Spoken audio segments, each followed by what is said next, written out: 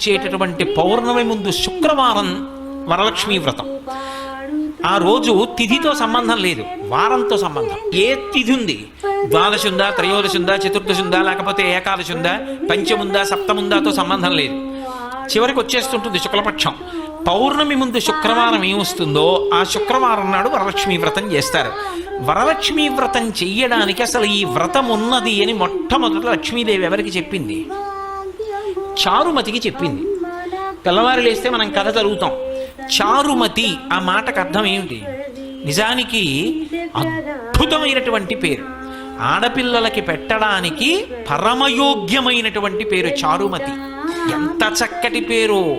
చారు అంటే సత్, మంచి అని, చాలా చక్కటి ఆలోచన కలిగినది, విశాల బుద్ధి కలిగినది. మతి బుద్ధి, మంచి బుద్ధి కలిగిన పిల్ల, దానికి అర్థం చారుమతి.